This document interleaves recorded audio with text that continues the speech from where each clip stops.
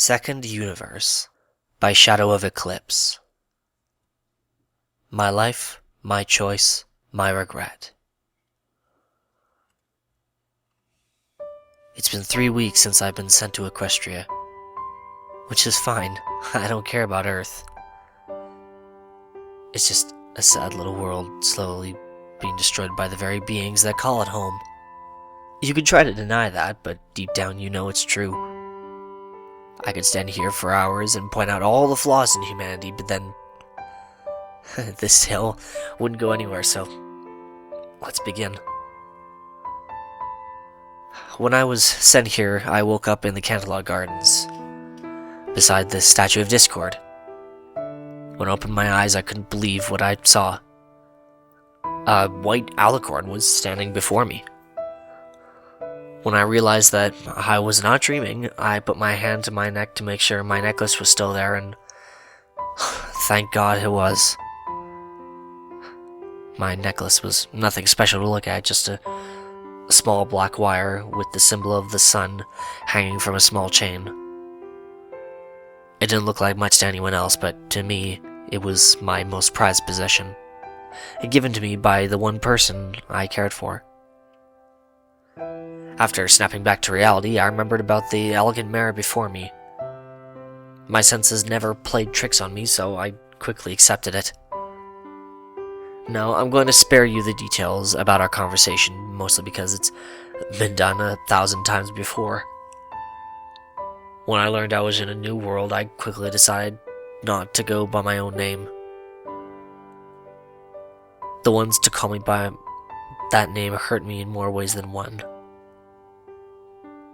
Now I know what you're thinking. No, I did not say my name was Anon.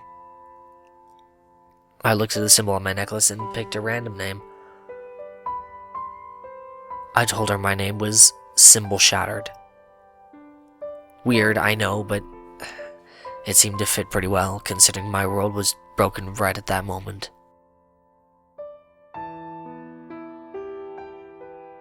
Celestia let me stay in a guest room of the castle, which I am grateful for, but it didn't seem right. I told her that I wasn't comfortable staying in a castle, and she understood completely. I was sent to a town called Ponyville, along with her student Twilight. Apparently, Twilight and I were to look over the preparations for an upcoming festival. I was more than willing to help out. Twilight was told to make some friends, which I could tell she wasn't happy about. During the trip to Ponyville, she wouldn't stop rambling about some upcoming disaster. I just blocked her out with my headphones. Thank God my iPod got sent here too. I actually found a way to charge it. Celestia had given me a small bubble with a mini storm cloud in it. I just had to stick my iPod on it and it would instantly recharge. I don't have to worry about the cloud running out of power, you know, magic and stuff. I also met Twilight's dragon friend, who was glad to finally meet a guy for a change. Apparently, Equestria is mostly female. Terrific.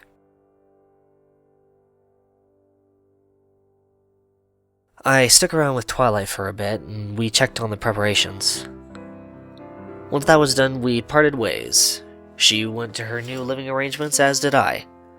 I wasn't ungrateful for the new house or anything, but I wanted to pay Celestia back in some way. So she told me that I could do some jobs for her if I was needed. My house was in the middle of town, near Town Hall. The ponies in the town were very accepting of me, which was surprising to say the least. When the celebrations started, I decided to mingle for a while. I met a pony that I could connect with, a little. Her name was Octavia Melody. She had a sort of British appeal to her, very sophisticated and didn't show much emotion like me. She told me that her friend had forced her to talk to some pony, and I understood. I was normally pressured into socializing by my brother, so we had some common ground.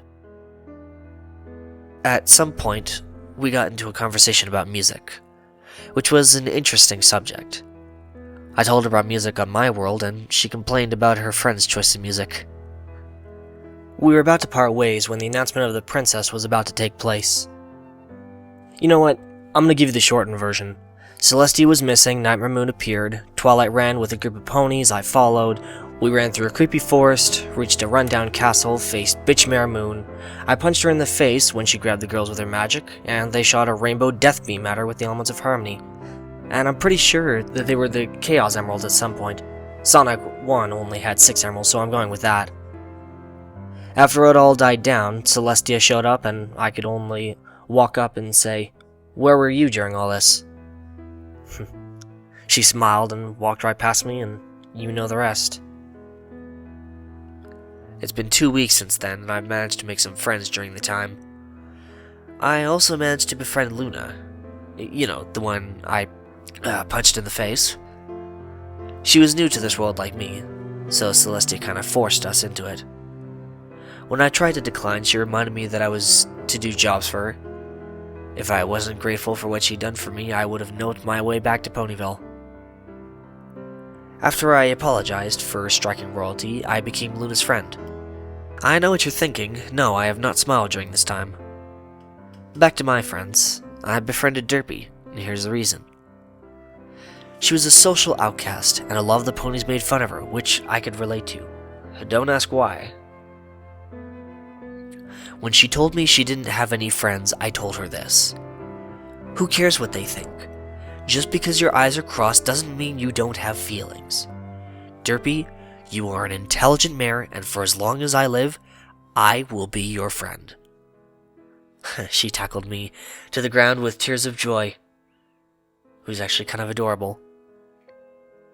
Next is Vinyl, mostly because she has a teenage feel to her. Oh, wait, I forgot to mention that I'm only 14 years old, and she's basically my only source to soda here, but she's kind of cool. I helped her with a mix, and she kind of just befriended me on the spot. Next is a mare called Bonbon. Smart mare, makes amazing candy, and keeps her promises. Pretty awesome friend. Next is Lyra, and no, she's not obsessed with my hands. But she did seem to know a lot about humans. I don't even ask how or why, I just roll with it. She's a sweet mare, very reliable, kind of fun to be around, and all in all trustworthy. It came to my attention that the only guy friend I had was Spike, who would often come to me for advice only a guy could give. Early on this week, Celestia told me that she had found a way to send me home. I told her that I had no intention of returning, and she asked why. "You could see your family again, Symbol. Don't you want that?" I winced a little at that statement. "Can you look through the portal?" Yes. But why do you want to know such a thing?" I pulled out my iPod and put up Google Maps. By the way, with the magical energy in this world, I get free Wi-Fi, and I showed her 3 specific countries. Take a look at these 3 countries, Celestia. Then you'll know. She looked unsure, but followed my instructions.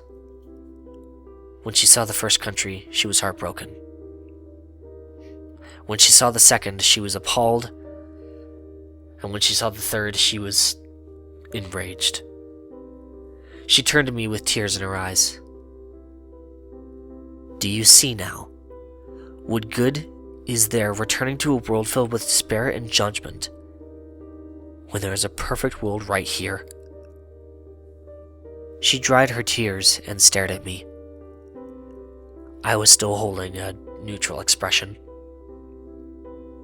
"But what about your friends and family?" My expression goes from neutral to enraged.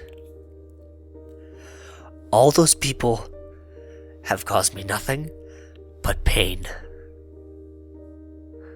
She looks at me, then through the portal. She cancels her spell and the portal vanishes. She brings me into a tight embrace, which I can tell was more for her benefit than mine. So I've started a new life in Equestria. Big deal. So I'm separated from my own kind, like I actually care. This world has so much more to offer. I don't know what the future holds for me, but I know it's a better future than a life of working 9 to 5 in a dead-end job paying taxes for the rest of my life.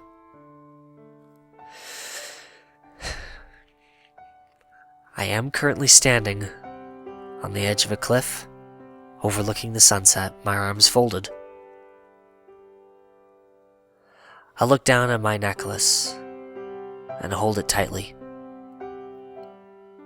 "Stay safe, Abigail," I whisper.